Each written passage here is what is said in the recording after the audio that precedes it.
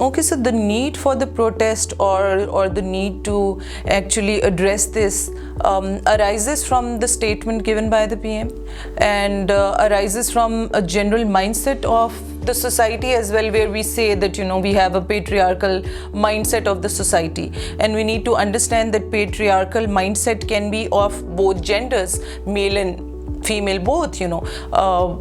That's also a long debate, how it kind of help different genders to actually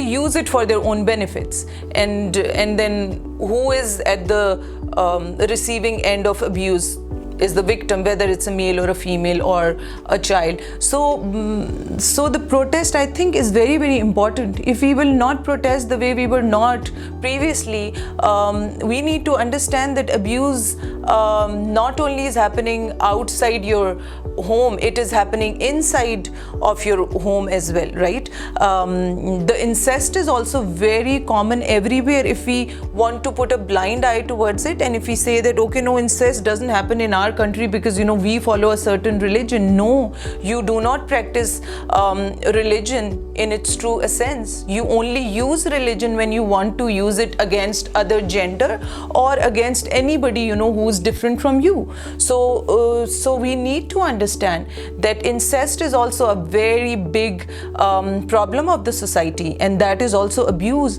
And how ignorant was that statement where you said that what women is wearing is the problem.